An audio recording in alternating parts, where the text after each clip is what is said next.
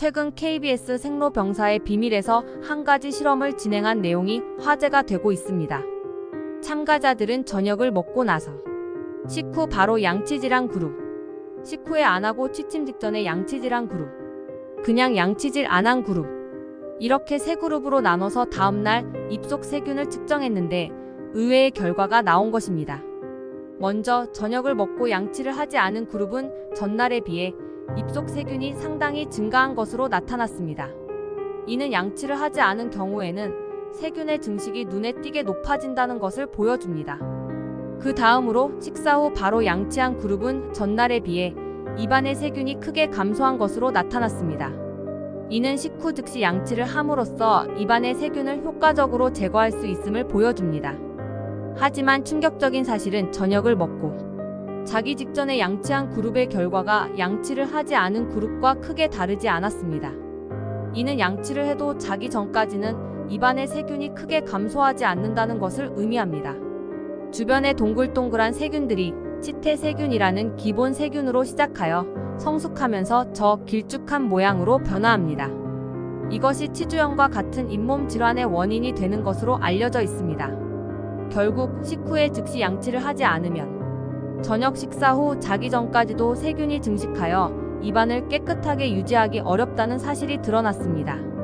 이에 규칙적인 식습관과 함께 양치 및 치실 사용이 중요함을 강조되었습니다. 치아 표면이 약한 경우에는 부드러운 칫솔을 사용하여 가볍게 칫솔질을 하는 것이 좋습니다. 그 외에도 상황에 따라 치과에서 상담을 받아 적절한 관리 방법을 찾는 것이 좋습니다. 양치질은 치아 건강을 유지하는 기본 중에 기본적인 관리 방법입니다. 음식물을 먹을 때마다 치아 주위에 쌓이는 찌꺼기는 세균 번식의 원인이 될 수 있어서 꾸준한 양치질은 충치를 예방하는 중요한 역할을 합니다.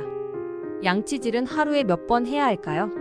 일반적으로는 하루 3번, 식후 3분 이내, 3분 동안 양치질을 하는 것이 좋다는 333법칙이 알려져 있습니다. 그러나 최근에는 이 방법이 모든 사람에게 적합한 것은 아니라는 의견이 나오고 있습니다. 개개인의 생활 방식과 식습관에 따라 다르기 때문에 양치질은 유연하게 적절한 횟수와 시점에 맞춰서 하는 것이 중요합니다. 따라서 양치질은 단순히 하루 3번으로만 고정된 개념이 아니라 식사 후나 간식을 먹은 후에 양치를 하는 것도 중요합니다. 또한 너무 자주 양치질을 하거나 너무 강하게 양치를 하면 잇몸을 상할 수 있으므로 적절한 빈도와 방법을 유지하는 것이 필요합니다. 양치질은 칫솔과 치약을 적절히 사용하여 효과적으로 치아를 닦고 치아 사이와 잇몸을 청결하게 관리하는 것이 중요합니다. 또한 치과 의사의 권장에 따라 정기적으로 치과를 방문하여 전문가의 조언을 받는 것도 중요합니다. 올바른 양치질 방법은 음식을 섭취할 때마다, 꼭 식사가 아니어도 간식을 먹을 때마다 양치질을 하는 것입니다. 또한 잠들기 전에도 꼭 양치질을 하는 것이 좋습니다. 이렇게 하면 치아에 찌꺼기가 쌓이거나 입안이 착색되는 일을 효과적으로 막을 수 있습니다. 식후에 바로 양치질을 해야 할까요? 음식을 먹자마자 양치질을 하는 것은 치아에 어떤 영향을 줄까요? 식사 후 바로 양치를 하면 치아가 상할 수 있다는 생각을 할 수 있습니다.